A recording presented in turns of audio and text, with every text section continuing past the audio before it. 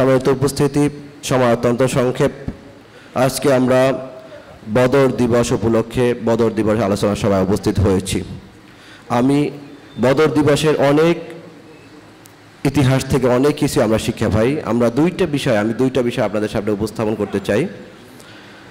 বদর দিবসের শিক্ষা থেকে আমার দুইটি শিক্ষা আমরা যদি গ্রহণ করি, আমাদের অনেকের ভিতরেই প্রশ্ন থাকে, সংখ্যা আধিক্যের মাধ্যমেই হয়তো বিজয় সম্ভব, কিন্তু বদর দিবস আমাদেরকে স্পষ্ট শিক্ষা দেয় সংখ্যা আধিক্যের মাধ্যমে বিজয় সম্ভব না।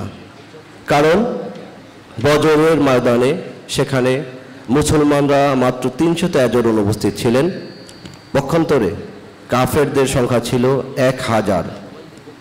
আর একটা শিক্ষা হচ্ছে অস্ত্রের মাধ্যমেই, শক্তির মাধ্যমেই বিজয় অর্জন করা সম্ভব হয় না, যেটা আমরা বদর দিবস থেকে শিক্ষা পাই।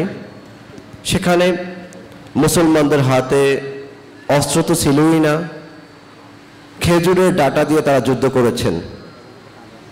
খেজুরের ডাঁটা দিয়ে যুদ্ধ করে সুসজ্জিত 1000 কাফেরদের বিরুদ্ধে বিজয় অর্জন করেছেন। মুসলমানদের অস্ত্র হচ্ছে সাহাবায়ে কিরামদের যে অস্ত্র ছিল, গভীর রাতে আল্লাহর কাছে তাহাজ্জুদের মাধ্যমে প্রার্থনা করা, আর দিনের বেলায় তারা যুদ্ধের ময়দানে উপস্থিত হতো। সেই অস্ত্র তো আমাদের হাতে এখনো আছে না? আমরা তো তাহাজ্জুদের মাধ্যমে এখনো আল্লাহর কাছে সেই প্রার্থনা করতে পারি। আরেকটি হচ্ছে মেসওয়াক, যেটা থেকে কাফেররা সবচেয়ে বেশি ভয় পেত, সেই অস্ত্র তো আমাদের কাছে আছে। তা আমাদের ভয় কিসের? আমরা এই অস্ত্র যদি সঠিক ব্যবহার করতে পারি, বিজয় আমাদের সুনিশ্চিত, অচিরে আমরা বিজয় হবে ইনশাআল্লাহ।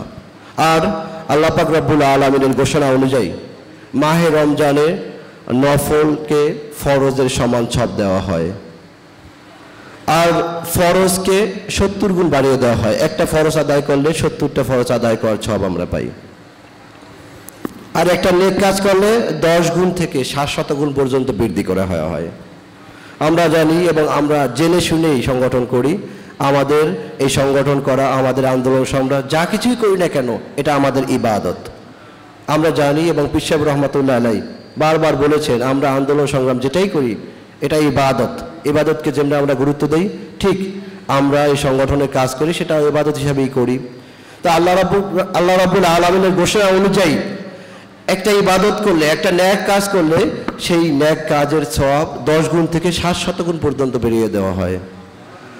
আমরা যদি এই রমজান মাসে অন্য মাসে যেই কাজগুলো করি তার চেয়ে বাড়িয়ে রমজান মাসে এই 10 গুণ থেকে 700 গুণ বৃদ্ধির আশায় যদি আমাদের সংগঠনের কাজগুলো বাড়িয়ে দেই, তাহলে আমরা খুব অল্প সময়ের মধ্যেই আমাদের লক্ষ্যমানে বুঝতে পারবো।